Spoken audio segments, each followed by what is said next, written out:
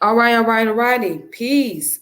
Salam alaikum. As you can see at the bottom of the screen, scrolling around, it says Ramadan Mubarak. So Ramadan Mubarak to all you beautiful people out there that celebrate Ramadan. This your girl Tiffany coming through here live in the faith. So I'm on a topic about Abdulrahman Mohamed Babu. And this is very interesting. So Mohamed Babu, right, was not only a Marxist. A Marxist is someone that deals with communism kind of stuff, right? He was not only a Marxist, but he was also a Pan-Africanist, okay, in Zanzibar. Now, what else is interesting about him? His close tie and his relationship with Malcolm X. Okay, Malcolm X visited East Africa and got a chance to meet with this man, and they sat down and talked to have a conversation. So this man was about the Zanzibar Revolution, which was taking place during 1964. All right, so he was like one of the big inspirations to Malcolm. Okay, during that time. So yeah, he was a Marxist and he was a revolutionary. He was a Africanist. And not only that,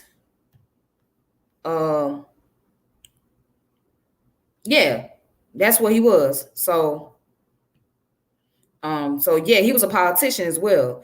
And at that time, if you're a politician that's into like any type of radical movement as such, then you was gonna become a target. I mean, it's an interesting thing that he did not get assassinated because of his beliefs, his political beliefs at that, and by him being a Marxist on top of that. Yeah, because during those time periods, right, ain't those foreign political leaders, especially somebody that was of African descent, they had a price put on their head. You know what I'm saying? Like Maurice Bishop from Grenada, he had a price put on his head. Thomas Sankara had a price put on his head. And there's so many others. Right? Patrice Lumumba had a price put on his head. You know what I'm saying? A lot of them had a price on their head. Even the ones that were revolutionary activists like Walter Rodney, he had a price on his head. But this man was able to live until the year 1996, until he got into his 70s. So that's when he passed away. He passed away in London, England. All right. But at that time period, when you were talking about a revolution for a country, especially in Africa, that was going to be a price tag. That was going to be a lot of things you're going to have to deal with. You was going to have to deal with the military coup. You was going to have to deal with all of that. But let me go ahead and get started. And make sure you guys subscribe and hit the notification bell, share this channel, like the channel, all that great stuff. All right. And thank you guys who have been very supportive of me throughout the past 2 years, or going on 2 years, I think. Yeah, for the past 2 years. Thank you guys who have been supporting me, checking out my channel, checking out my video content and all of that. All right. Let me go ahead and get to the subject.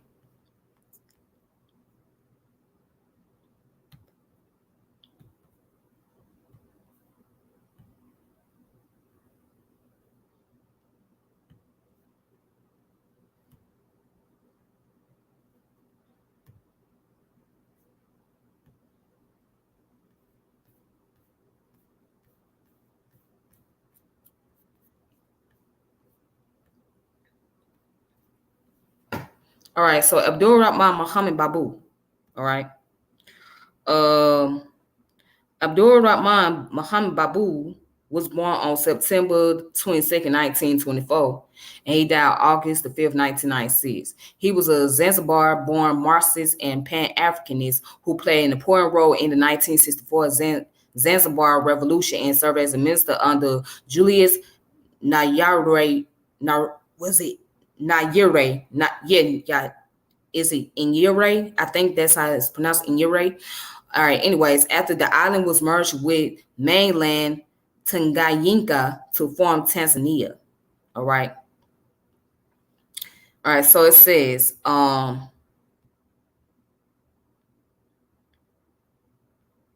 anyway, he was jailed by Nyere from 1972, and after his release, following an international campaign, remained a vocal critic of imperialism, authoritarian states, and excessively status, as well as a private capitalist development models.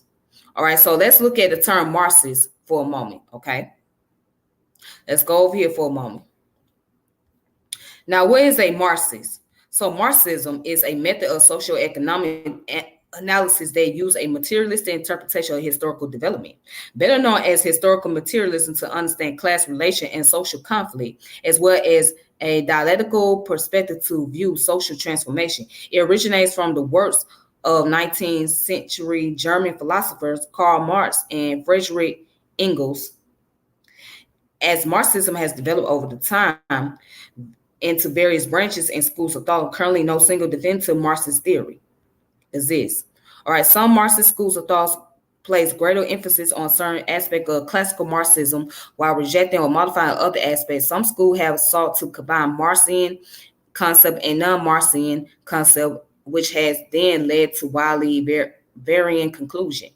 Marxism has a profound impact on global academia, having influenced many fields, including anthropology, archaeology, art theory, criminology, cultural studies, economics, education, ethics, film theory, geographic, historiographic, literary criticism, media studies, philosophy, political science, psychology, science studies, sociology, urban planning, and theater.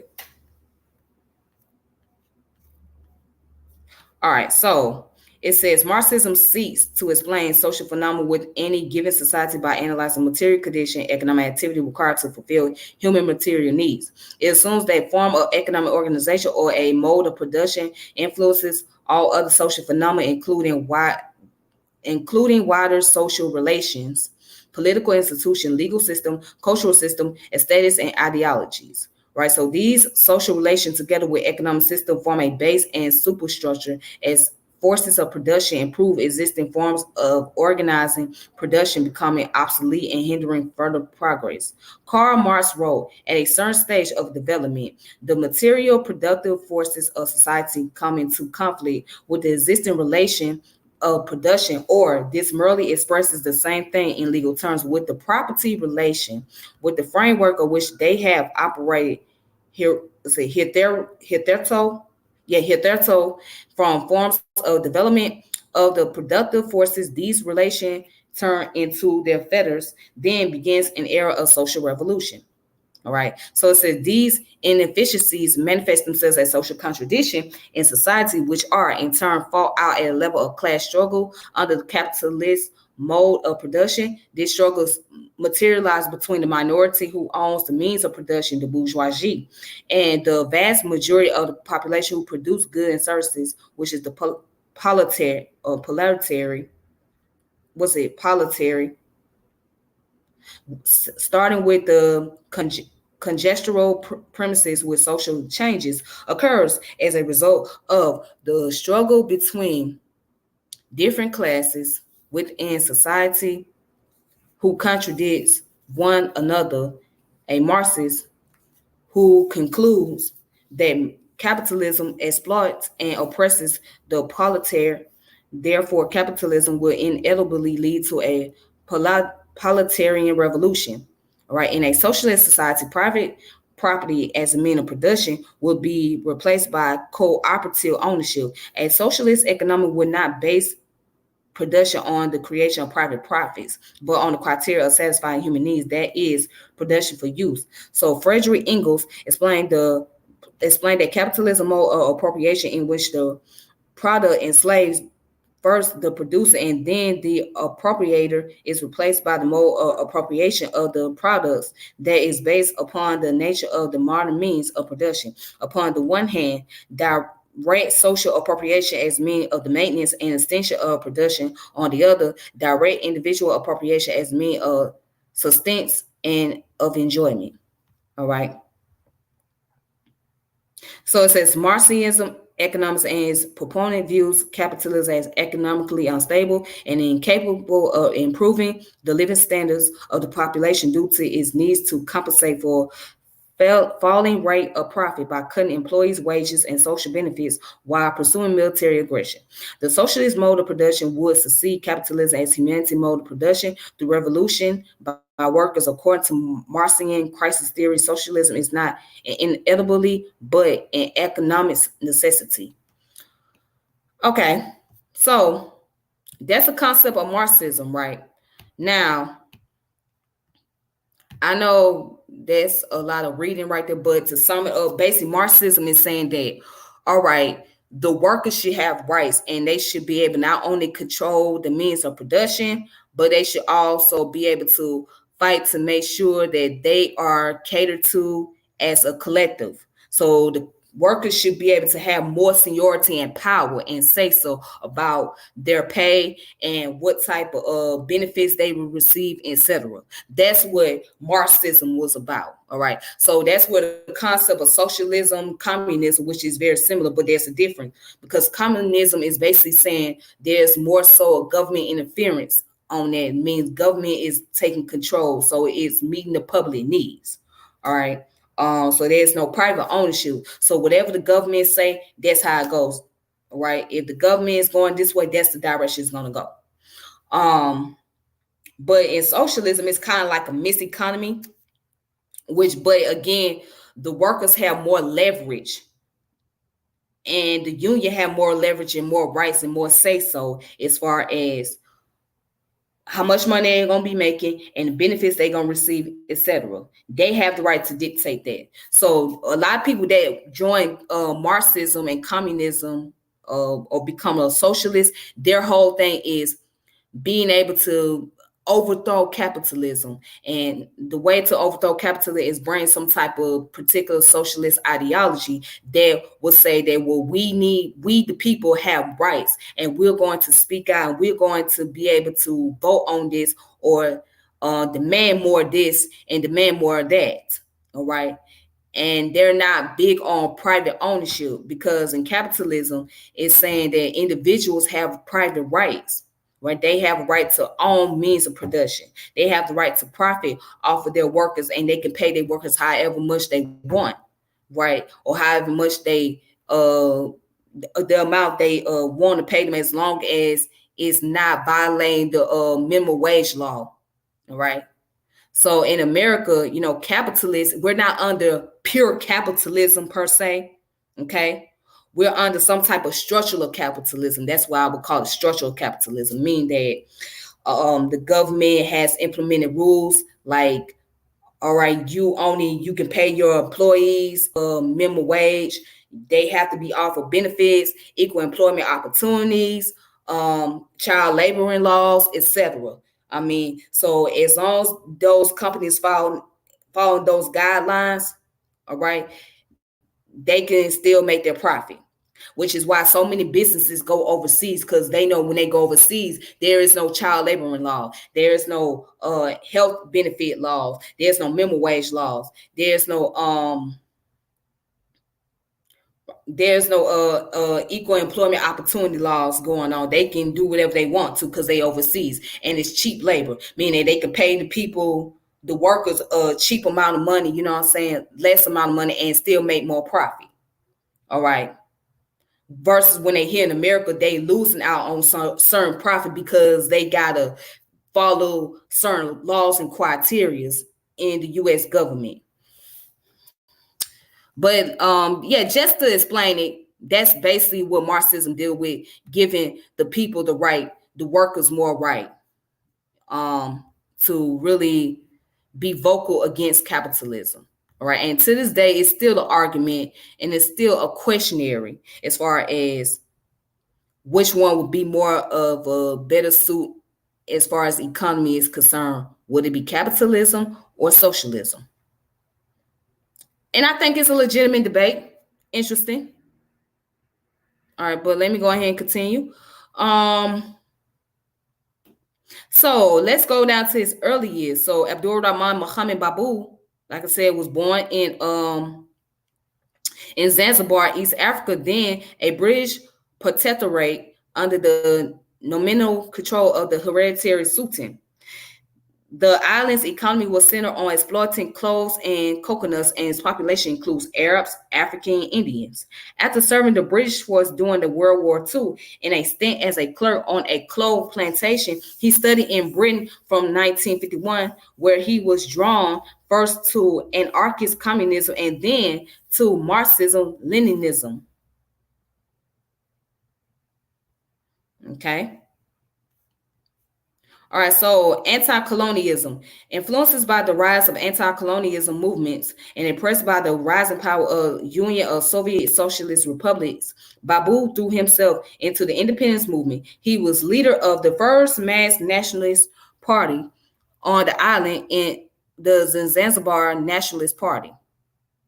And in 1958, attended the All African People Conference in Accra, Ghana, where he met Kwame Nkrumah, Frantz Fanon, Patrice Lumumba, following which Babu visited Mao Zedong's China in 1959.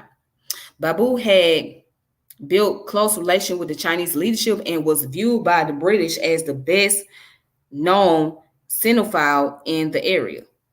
Babu was jailed for 2 years by the British. At the independence in 1962, government was transferred to a coalition drawn from the right wing of the Zanzibar Nationalist Party and a splendor of the moderate Afro-Zarazi Party of Abdul Karim, which retained the Sultan as constitutional monarch.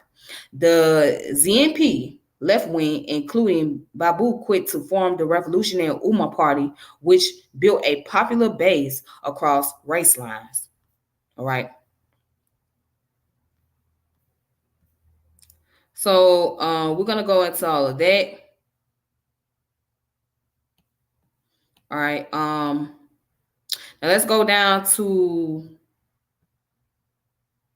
the Zanzibar Revolution, 1964. Okay. So I'm going to read the first paragraph. It says, in the early 1964, massive riots broke out and the Umma Party played a key role, notable for having prevented the revolution from taking a racial character, African against Arab, which played a political face-saving measure for the Nyerere government, which was horrified with the scenes of mass killings and open pit mass graves, of which nobody on the island was in any doubt were racially motivated killings. The principal provocateur of the revolution, the African nationalist John Okello, had specifically demanded the killing of all Arabs between the ages of 18 and 25. The revolution led to the deaths of up to 20,000, mainly Arabs, with the widespread rape and some settlements completely wiped out.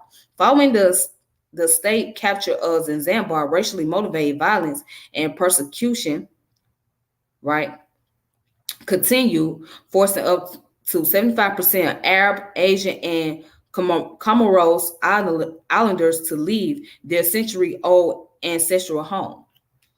Yes. All right. So then it goes down to say a new government was formed by the Afro-Zarazi Party and the Umma Party with Abdul Karim as president and Babu, the foreign minister, comprising the Zanzibar Revolution Council. Pressured by Britain, Karim pushed through a merger between Zanzibar and Tanganyika in April 1964. Although this had little support in his government or the people, Babu was among the progressive leftist members of the Zimbabwe government who was retained in the new joint cabinet Dar es Salaam.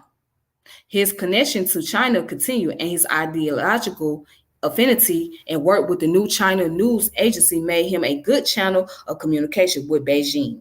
Meanwhile, he met in 1964 at the second summit of the Organization of African Unity in Cairo, Egypt, and became friends as well as arguably influencing Malcolm X. All right. So again, he influenced Malcolm X. Malcolm X saw him and heard about this man, met this man. They sat down, had the conversation about revolutionary stuff, and boom, that's where their relationship developed from there. Okay. All right. And then it goes on, talk about after the union. This also established Babu to a key role to play in the establishment of the Zanzibar Railway with the help of Chinese aid. Julius Nyerere wanted to build on Zanzibar's close tie with China and create benefits for the whole country. Babu was named head of the trade delegation that preceded Nyerere's presidential delegation to China in 1964. Due to his personal experiences with the Chinese and his ideological affirmity for their Marxist-Leninist model of development, Babu seized the initiative and mentioned the difficulties his government facing in trying to secure financing for the Zanzibar Railway.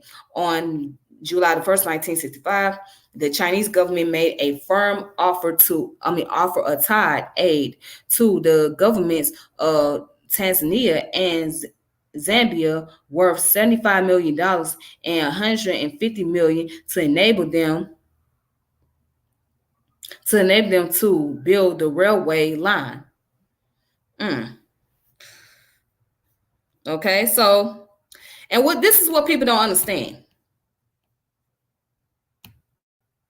To have a civilization, to have a country, or to even have your own sovereignty is to go to war. You have to fight for land. You have to fight for the resources. You will have to go to war with others if you want your own land. If you want your own government and you want to regulate your own system, it's not the easy process. It doesn't take paperwork. All right. You can't go down to no courthouse, or you can't go down to a city hall. You can't go down to anybody and just say, hey, I want to sign this paperwork over and I want my own government. I want my own land. I want my own country. That's where it takes a fight. And it may take some bloodshed. And in this case, when you have foreign countries that try to merge together or try to separate from one another, it will result into war. Because now you are looking at resources. You looking at territories here. You gotta have economics involved in this. Not just political power, but the economics is what's going to affect both parties. So now both parties got to fight and tussle with each other just so they can be able to not only have political power, but who can also have economic powers. So the key factor is the economic control. That's the main factor. Because when you have economic control, then you have more accessibility to things. Then you're able to provide more material for your citizens of your country. I mean, political power plays a part in that because someone or a group has to regulate the economics, right? To make sure the economy is still going. But the main purpose, the central focus is economic powers. That's going to always be the central focus. So when it comes down to imperialism, when it comes down to fighting for independence, the main focus going to always be economic powers. Everything else is going to come along. Political power is going to come along. Social power is going to come along. But the root cause of it, the main part of it is economics. That's why you hear people say that follow the green, follow the money. Because that's the main thing that people are going to gravitate towards is the money. It's the currency. It's the resources. That's what they're gravitating towards. And that's what they're going to fight for.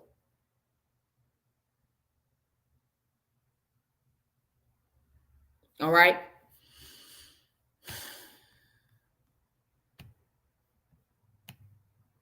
All right. So, all right, let's go down to where it says Babu rejected Nyerere model of African socialism for failing to address Tanzania's reliance on raw material export, a colonial legacy, for replicating in its rural policy. Fairly orthodox policies under the guise of Ujamaa radicalism and for irresponsible and unsustainable nationalization, especially of small businesses, often owned by the Indian minority, since the key task was to develop the forces of production in such a way as to end neo-colonial patterns, dislocating production, failing to provide funding to villagers, and aiming at a fairer integration into world capitalism as Nyerere did, would not be successful. So in 1972, Karume was assassinated, and Babu, along with 40 others, Umar Party members, were jailed for alleged involvement, despite a lack of evidence, leading to the death sentences 3 years later, but were finally released after an international campaign. Babu and 12 other prisoners held on the mainland were freed by Nyerere in amnesty. Wow. So so also it says development model and the letter to Magobe. So in his well-known book, Socialist Africa or African Socialism, which was written in prison, and in his work after his release, Babu stressed the importance of fundamental economic change, internal change in the country, rather than changes in the global environment were key, and this required careful management of contradiction among the people, including the national bourgeoisies, as advised by Mao Zedong. In his 1980 open letter to Robert Mugabe, in 1980, he argued that experience showed that the taking over ongoing viable farms by states has invariably led to almost total collapse of agricultural production and has forced the countries concerned to incur heavy farm debts to import food. He argued that the state should promote cooperative as opposed to peasant farms alongside the large white-owned commercial farms, obliging the latter to support the former and split the more progressive white farmers from the reactionaries. Rising rural incomes would boost the home market, which would boost industrialization. He's also spoke out repeatedly against authoritarian post-colonial states and argued in favor of genuine democracy, which he saw as antithetical to capitalism and imperialism. He wished for a socialist and united Africa. Does that sound familiar? United Africa? So Gaddafi wasn't the only one talking about United Africa. He wasn't the only one speaking on United Africa. Gaddafi. He wasn't the only one. As you can see, Abdulrahman Mohamed Babu was speaking on this long before Gaddafi did. All right. Then go down to talk about last year's. For most of the years after his release by Nyerere, Babu lived in the United States of America or Britain, but remained involved in African politics, including efforts to forge an alternative to neoliberalism. He stayed in London for years as a scholar. However, he returned to Tanzania in 1995 to stand as a candidate for the NCCR Mageuzi Party, a misformation that was running in the first multi-party election in decades. Legal manipulation prevented him from running as a candidate, and the election were not free or fair. The incumbent party was reelected. The old charges against and consequent conviction of Babu allowed the Electoral Commission to reject his bid to run for vice presidency. And he died at the age of 72 on August 5th, 1996 at the London Chest Hospital after a short illness. All right. So these are positions that he held: chair for African Center, foreign minister of Zanzibar, founder of the Umar Party, the Secretary General of Zanzibar Nationalist Party, Minister of Economic Planning, and picked as presidential running mate for the NCCR Mageuzi ticket in 1995 election. All right. So before I go any further, basically what this man wanted, right? He wanted the economy and the government to be ran by Africans and only by Africans. That's what he wanted.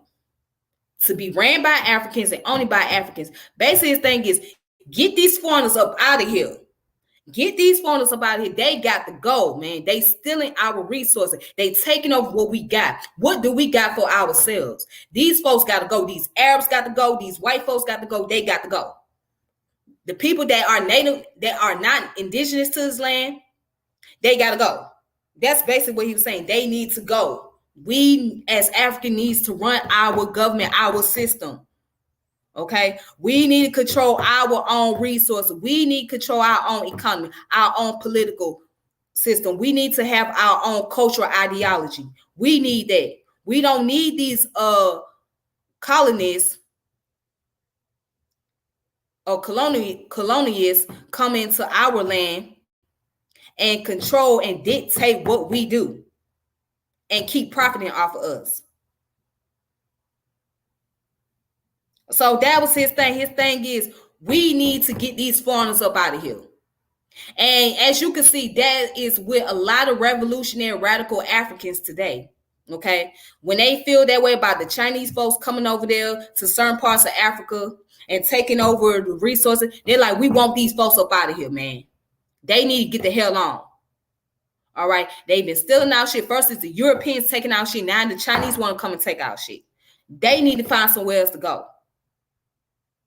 So what you see from back then and even today, and even in the time period where there was a trade slave taking place, all right, during the Atlantic slave trade, the Africans, there was African citizens in the countries that were not feeling it. They were activists. They were doing everything to try to stop political control in their country or stop the foreigners from coming in, whether it was to build a social movement, political movement, or even a religious movement. Okay? Like I told you about the sister in the Congo. Well, her name was Kipa Vita. Kipa Vita started a religious movement, right? She took Catholicism, which is the Roman Catholic religion, and made it more revolutionary and radical and put some African concept to it. Because that was her way of rebelling against the Portuguese. That was her way of saying, we need to get these Portuguese up out of here. We don't want them here. She was telling the leader of that country at that time, Pedro IV, we want them up out of here. These folks don't have good intention. They don't have good intention. Their intention was to come up in here and try to control our stuff. They trying to take over our resource. They're trying to imperialize us. All right. So she was one of the few. Patrice Lumumba. What's the name? Jomo Kenyatta. Right? So many others. They were tired of foreigners controlling their resources. So they took it upon themselves and said, we going to revolutionize and be more radical and fight against that. So same way with Abdulrahman Mohamed Babu, he said, we're going to be more radical. We're going to have to revolutionize. We're going to have to come up with our own political party. We'll have to do something because we don't want to keep having these foreigners come over here and control everything. All right. And so he figured that if he used the concept of communism, socialism, right, which is what Marxism was based on, those principles, that it will help to not only bring the Zanzibar government under some type of control and under some type of better structure, but it will also help unite Africa. That was his idea. That was his thoughts. Okay. But again, he ended up getting locked up, right? And someone ended up getting assassinated. They was going to come for his behind and take him out. But he knew he couldn't stay in his country for very long, so he had to get away. I mean, it's just this is what revolution look like, okay? For those who don't understand revolution, this is what it means to be a revolutionary. This is what it means to be a radical individual. That means you will have to take major risk on your life. This is what it means to be an activist. Take major risks on your life. Not just speaking, not just be counter-revolutionary and get paid and walk it out. No, you got to take major risks on your life. You got to be willing to risk it all. That's what you have to be willing to do. And yeah, she was the truth. Ron, peace. How you doing? She was the truth. She was a very powerful woman. You got to be willing to risk it all. If you ain't willing to risk it all, then you can't talk revolutionary. You can't say you radical. You got to be willing to risk it all. And that's what it means. You know, we look up to these people. We look up to Che Guevara, right? We look up to people like Patrice Lumumba, Jomo Kenyatta, Walter Rodney, but we're not willing to take the risk that they took. They took a major risk. And the fun thing about Walter Rodney, he was a historian. I mean, he was an activist, but he was more so a historian. But because he spoke out against what was going on in his country at that time period, right, which was Guyana, that cost him his life. They assassinated that man.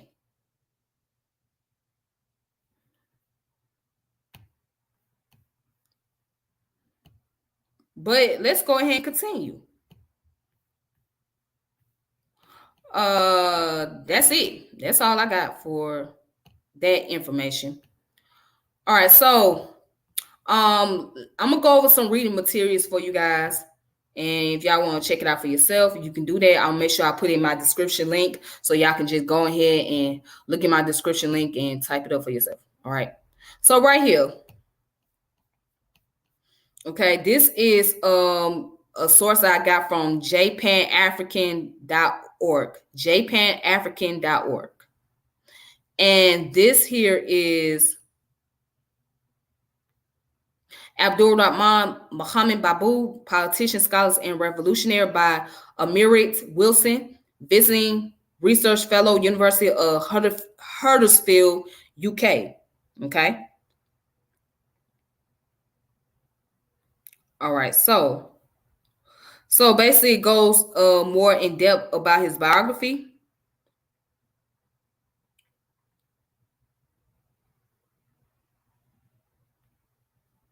All right. Now let's go down to where it says the struggle. No. Yeah, let's go down to where it says Zanzibar, the struggle against colonialism and Pan-Africanism, right? The anti-colonial ferment was engulfing Africa, and Babu returned to Zanzibar in 1957. He became a Secretary General of Zanzibar first political party, the Zanzibar Nationalist Party, right? Okay, so this was the period when the movement for Pan-African unity was emerging, and Babu participated in the historic All African Peoples Conference in Accra, Ghana in 1958, along with Nkrumah, Frantz Fanon, and Patrice Lumumba. All right, so, and it says, the U.S. therefore took, hold on, let me go up to say that,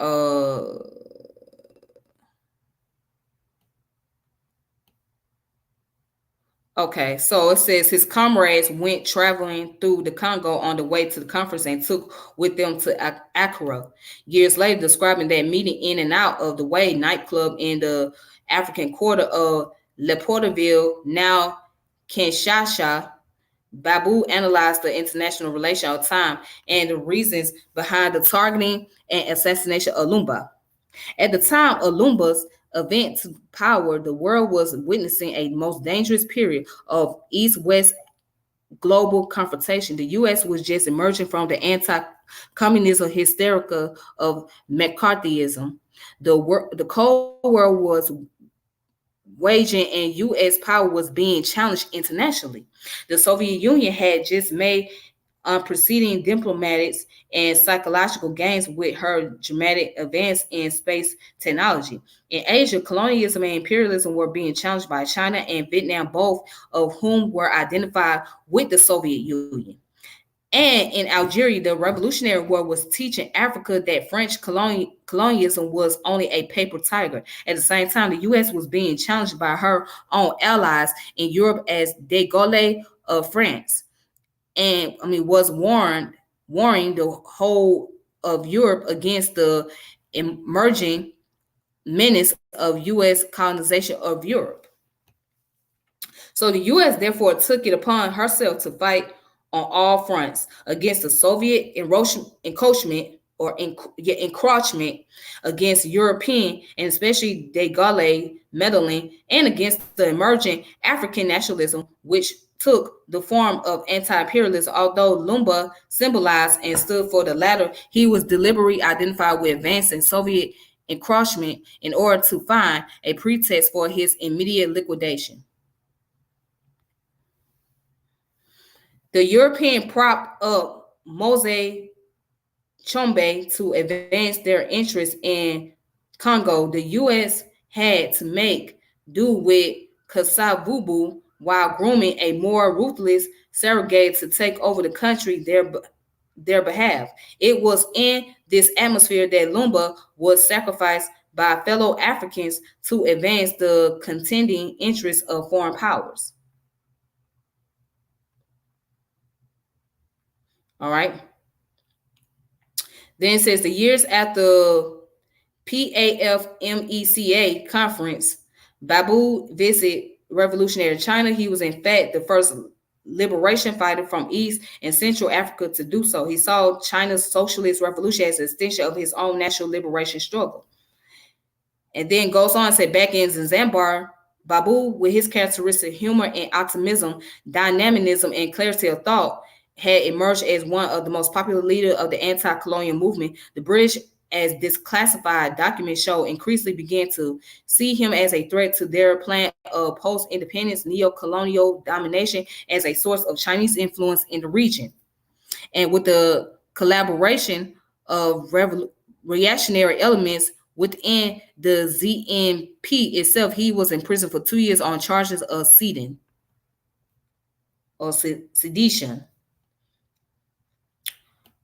All right, so going down. Oh, this is interesting. It says manipulation and skullduggery, the U.S. role in creation of Tanzania. So it said the U.S. strategy through the 50s and 60s had involved the maintenance of a belt of U.S. control across Central Africa, which would protect Southern Africa with its Western investment from the radical and socialist influences of countries like Algeria and Ghana. The U.S. was now horrified at the possibility of a socialist Zanzibar, which would not only wreck their belt of control strategy, but might even spread socialism to the rest of the Central and East Africa.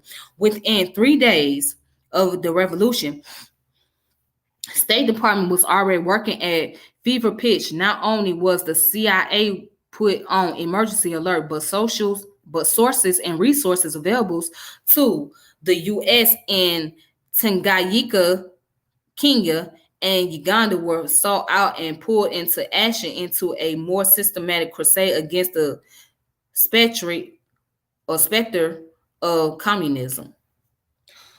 So, at that time, in the United States, when you heard the term communism, that was a red flag. Because the U.S. felt like communism was a threat on their economy. So any Black organization or any radical organization, right, social movement that identified itself with communism, that was a red flag. That was a red flag for the United States government to infiltrate on these social movements and to also assassinate those or lock up those who identify as communists or Marxists. Because now you're stepping in the zone of the enemy. You have entered into another territory that's outside of your own. So if you're not in support of capitalism and democracy, then you're going to be looked at as a serious threat. So I know you guys heard about the Black Panther parties, and there's another group. They was a white group. They were very radical, left wing. They were called the Weathermen. So one day I'll do a topic about the Weathermen, okay, and how they was joined forces with the Black Panther parties, or some of them. They linked up with some of the members there, etc. But yeah, the Weathermen, they did all type of radical stuff. They were known for their vandalism. Okay, yeah, them white boys and white girls, they were doing some shit. They were doing some stuff. Let's just put it like that. But anyways, when you talk about communism, when you talk about Marxism, if you ever brought that up, that was a red flag. Because the United States government, they weren't going for that communist talk. Nope. That socialist talk. Nope. So this group identified as a communist group. Oh, they are.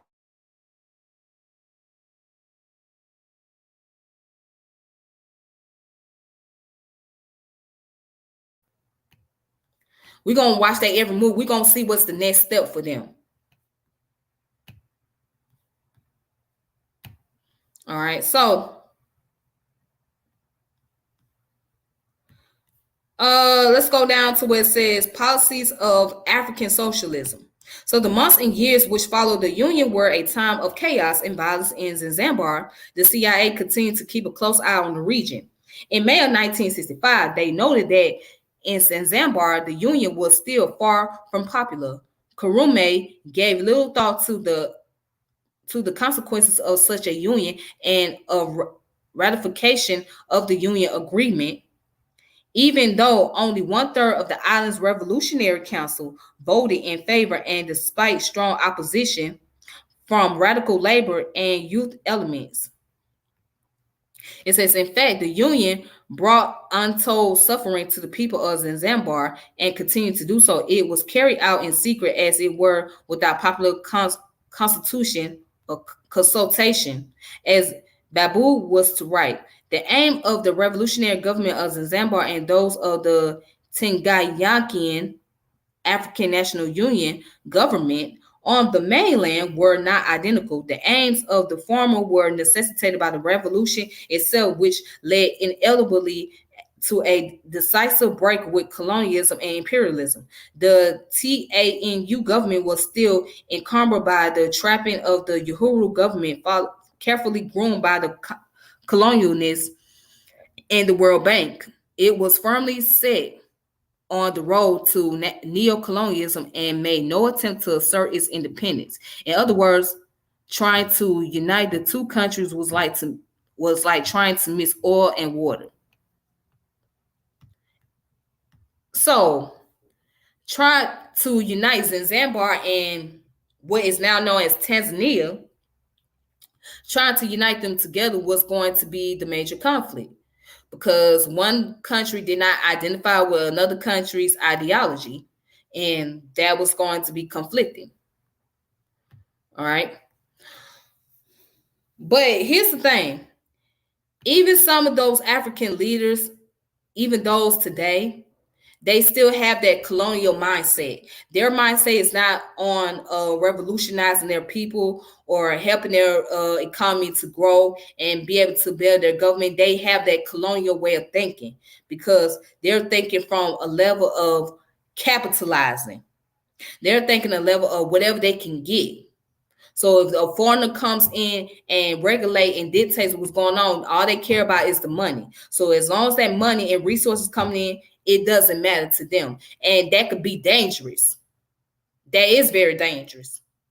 And that's why you see rebellions taking place with those citizens against their own government leaders, because the leaders are not thinking about what is the best interest for the folks, and what could be not only what is the best interest, but also what could be detrimental to the country as a whole. All they think about is themselves and their own legacy or their own lineage. And people say, well, since you're not caring, you're not doing what you need to do, we're going to take it out on you. We're going to show you, we're going to make an example out of you. And so that's why certain leaders catch hell from their own citizen. All right. But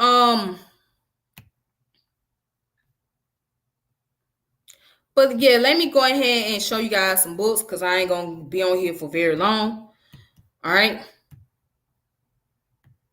So here's a book. This book is called African Socialism or Socialist Africa by Abdulrahman Mohamed Babu. That was one of his books that he has written. Okay. And it was written in 1981. Let's see.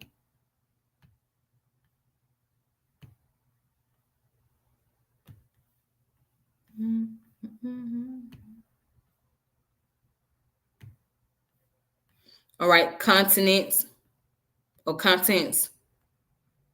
The road to economic and political bondage, historical context, blind acceptance to neo-colonialism, discard a false approach, no alternative socialism, who is responsible for our underdevelopment, Africa and the world, path towards socialism, development strategy, revolutionary style, fighting internal oppression. Okay, so I'm not gonna really go into all of this, but as a matter of fact, let me see if I can go into the introduction, just maybe one paragraph.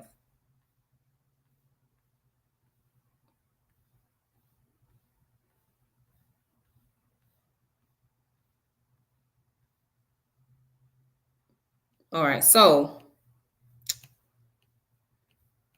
let me just go into one paragraph, all right, of this book. All right, here's the preface. The bulk of this book was written in prison as a result of discussion among detainees and some prisoners who took an active interest in what was going on in Africa. Most of the discussion took place in the early 70s, before the collapse of the Portuguese Empire, which led to the independence of Angola, Guinea-Bissau, and Mozambique. But the main theme of the book, which is the political and economic dilemma of independent African states, is very relevant indeed today and will remain so for a very long time to come. Our main concern was in finding the answer to the constant question, whether Africa, especially when evidence was daily accumulating, which indicated that leaders in various African countries had not the slightest idea of what they were able to do and care even less. So the clouds of a worsening situation were gathering furiously then, and we felt the question was too urgent and important to be ignored by the general public. We therefore decided to try and bring out our summary in a written form. We began our analysis of the situation by contrasting Africa's experience with that of Asia in the immediate aftermath of independence. Asia experience was very useful because it seemed to us that Africa was adopting all the negative aspects of that experience without paying attention to its positive aspect, which was being put into practice in those Asian countries which had taken a socialist path. All right. All right, so that's just giving the idea of what this book is about. So he wrote this book while he was locked up.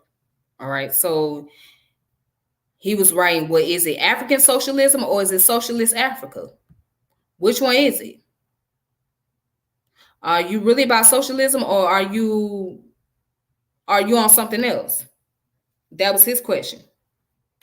Okay, so this is the book that he written at that time, period. Okay, so he didn't complete the rest of it until after he got out. Now, the next book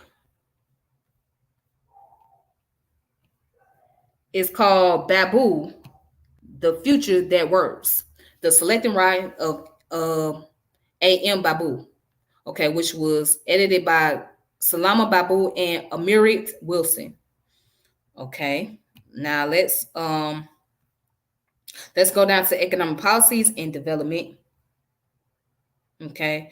Postscript to How Europe Undeveloped Africa, 1971. Pan-Africanism. Imperialism, Strategies of Control, Strategies of Resistance. Democracy. The Africa We Need. All right. So let's look at the intro, The Future That Works, and introduction. All right, so it says, I hope you'll make good use of this experience. This was the inscription which Abdulrahman Babu wrote when he gave a copy of his book, African Socialism or Socialist Africa, to a young friend some years ago. And if he had been alive today, no doubt the same thought would have occurred to him about this collection of his writings. Babu was a politician, scholar, and writer, but above all, he was a revolutionary who for nearly 40 years was always at the front line of struggle against oppression, always seeking to create a progressive politics of the future and living his life through it all with undiminished intensity. All right. So selecting and editing the creative output of such a life has been daunting, but these writings themselves have continually urged us on with their clarity and the broad horizon of their optimism. And the many activists and scholars who are eager to see Babu's work in print again have given us encouragement and support. We have been strengthened too by our knowledge that Babu would have wanted this from time to time. He has selected small groups of articles, but with typical modesty and the pressure of more urgent work had not taken them any further towards publication. All right. So let's go to some of his writings, shall we?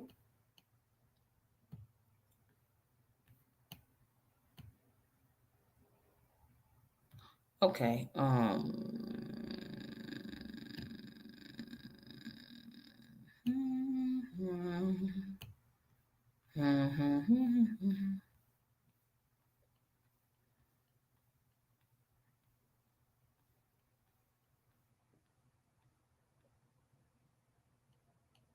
Okay, so this one is postscript to How Europe Underdeveloped Africa. Okay, so I guess this is the response to Walter Rodney's book, which I have the physical copy of. A great book, by the way. It says, are there shortcuts to economic development for the undeveloped economies? This question has occupied the attention of many interesting parties during the last decade. These include university lecturers, international economists, the United Nations and its agency, the OAU Planning Agency, the economic ministers, etc. Many international conferences under various sponsorship have been held during the decades and volumes of resolution. Guidelines learned documents, and these have been published. The end result has been negative. The developing countries continue to remain underdeveloped, only getting worse in relation to developed countries. All right.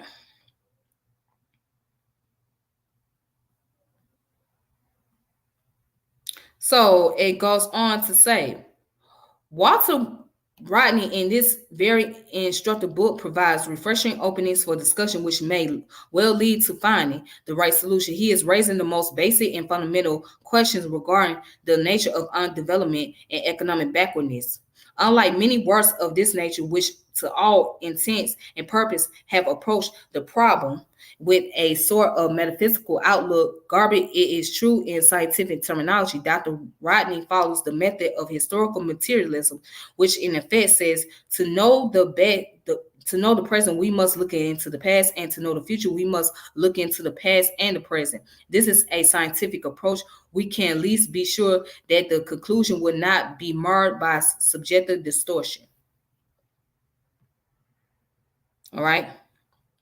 Then it goes on to say it is clear, especially after reading Rodney's exposition, that throughout the last decade we have been posing the wrong question regarding economic backwardness. We did not look into the past to know the present. We were told and have accepted that our poverty was caused by our poverty in the now famous theory of the vicious cycle of poverty, and we went round in circles seeking ways and meanings of breaking that circle.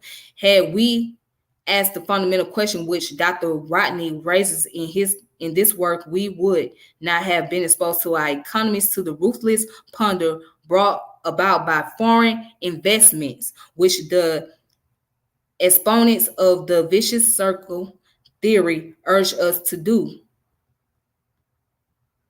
For it is clear foreign investment is the cause and not a solution to our economic backwardness.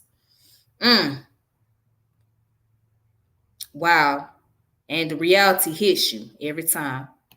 Are we not undeveloped now because we have been colonized in the past? There is no explanation to the fact that practically the whole of the undeveloped world has been colonized, either directly or indirectly, by the Western powers. And what is colonialism if it is not a system of foreign investment by the metropolitan power? If it has contributed to our underdevelopment in the past, it is not likely to contribute to our underdevelopment now.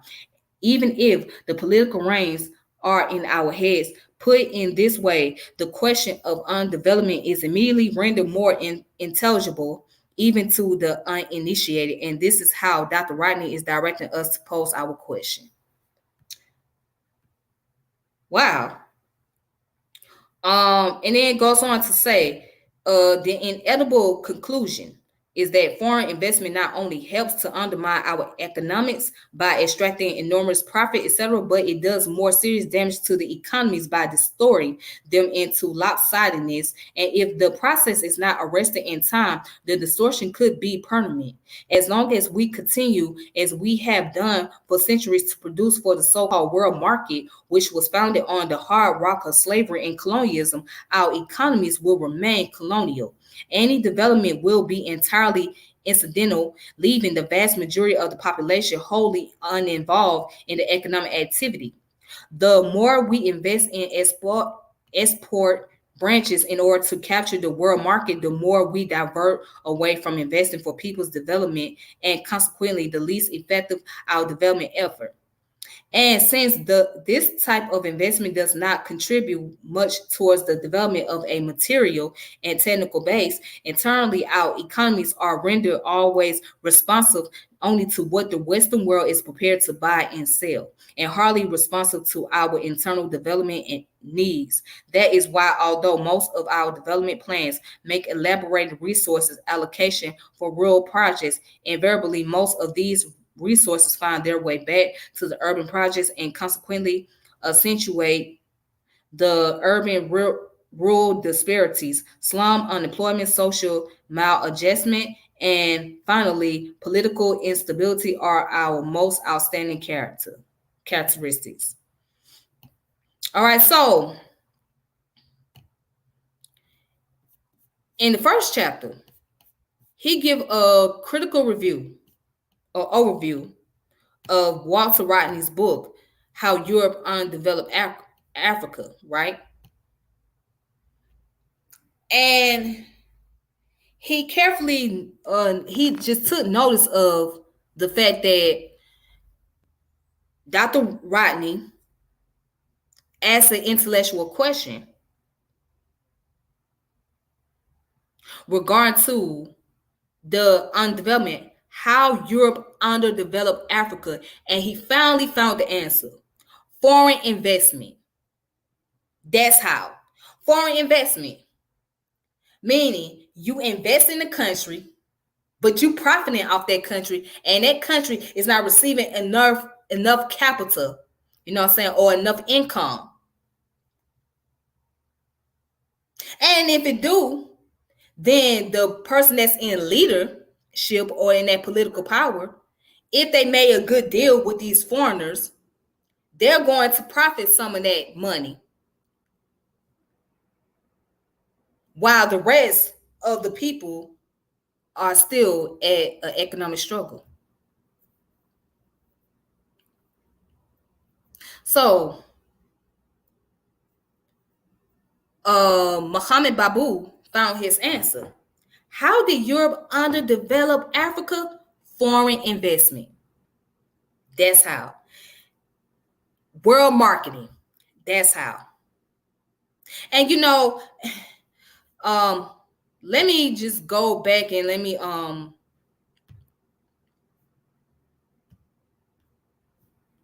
right, here's another book that I want you guys to check out as well. It's called The Threat of Liberation by it's called Imperialism and Revolution in Zanzibar, okay, by Amrit Wilson.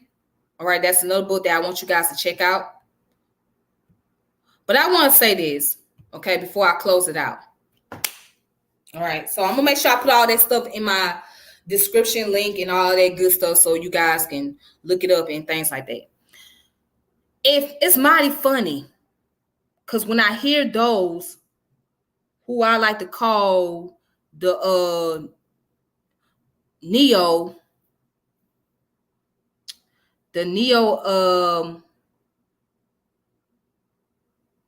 Afro-Pens. That's the best way to describe neo-Afro-Pens. What I mean by neo-Afro-Pens, those who are the ADOS, the FBA, and they got another one called B1. When they make these arguments about, oh, these immigrants, they come in over here to our countries, taking our resources, taking up our jobs, etc., and particularly the Black immigrants, okay?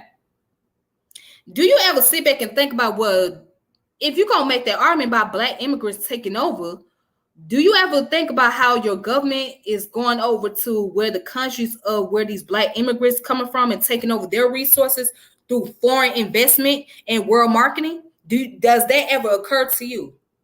Or why many of them do come over here to this country? Because of the fact that you got foreign investment and world marketing taking place, which is hindering their economic system and hindering their government, which they have to make a choice. Well, all right, I need to come over to places like America or to Great Britain to be able to have a substantial lifestyle. Does that ever occur? Do you ever think about that? Do you ever think about how this works? So if you're going to make the argument that, well, these Black immigrants don't need to come over here and take our jobs and all of this thing other, well, they can argue that, well, your government don't need to come and take over our resources then. If you don't take over our resources and doing this foreign investment and world marketing, then you won't have to worry about us coming over here and getting jobs and stuff. I mean, you got to look at a two-way street. Think about it. Think about it. It's a two-way street. Okay? You can't get rid, if you're going to get rid of immigrants, right? Particularly those Black immigrants. Because guess what? You're working as the mindset of those who are colonists or colonialists, right? You're having that mindset of those who are oppressive when you say things like this. If you feel that way, then you don't need any resources from Africa. Because if you want to get technical, majority of your resources that you have here in America come from the continent of Africa. Most of your resources come from the continent of Africa. So now, if you get rid of all the foreigners or get rid of all the immigrants, then would you be upset when they tell you that you can't come in and have those resources? We will not export any resources in your country. We will not give you this, give you that. What would you be without your cellular device? What would you be without your gold and your platinum chain and all of that?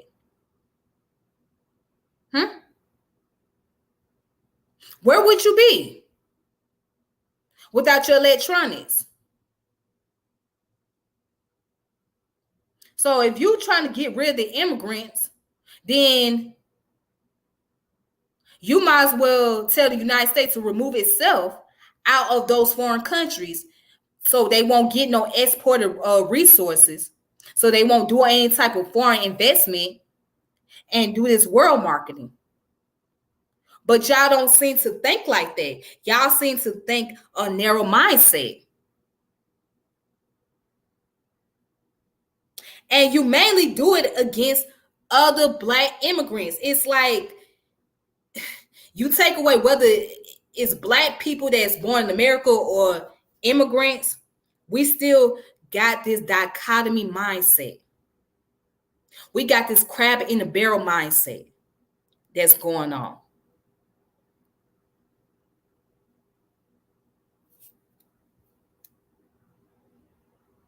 But y'all don't think about that. Or let's say those that come from the Caribbean. Oh, you don't think about United States getting their resources from the Caribbean or South America. Y'all don't think about that.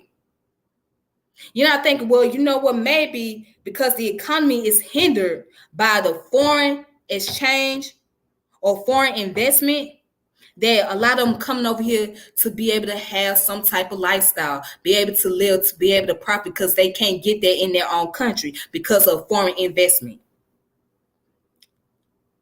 I mean, you have to think. See, this is why I strongly recommend people to read Walter Rodney's book, How Europe Underdeveloped Africa, because I think we'll get a better answer, get a better understanding. And just like Mohamed Babu, he got a better understanding of how did Europe undevelop Africa. But you might as well put the Asian and Arabs in there too. But in this case, particularly Europe, because they gain more resources than anybody else in the categories.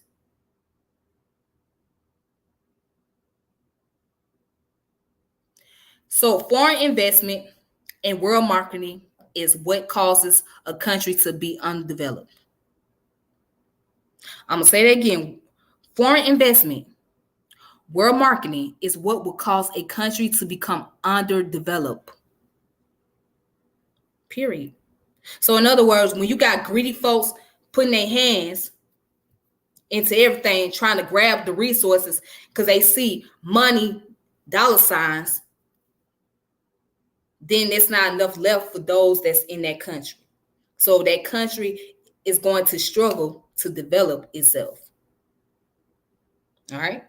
Okay, so that's all I have for today. Okay. And I hope you guys, for those of you that are observant on the month of the beautiful Ramadan, I hope you celebrate your Ramadan. I hope y'all be safe. Get through your fasting and whatnot. All right. And for those of you that are just having a good day, continue to do that. If you're getting ready to go to work, try to have a productive day at work. Try not to be a stressed out. I know you got some employees that's full of BS and that want to crawl under your skin, or more so the supervisor and leads and management, because we know how that can be. But try to have a productive day and try to stay focused as much as possible, okay?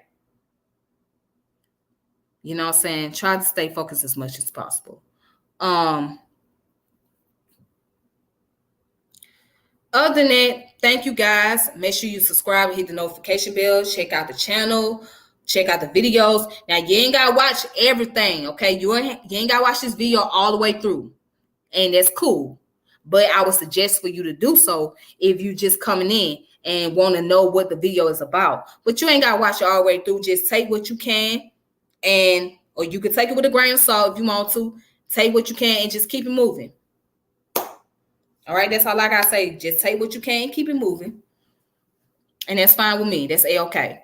All right, so anyways, I'm going to connect with you all later. Y'all take it easy on yourself. Peace and power, elevation be to all you beautiful people out there. This is your girl, Tiffany. And I'm logging off saying deuces. Thank y'all. Y'all have a great day. All right.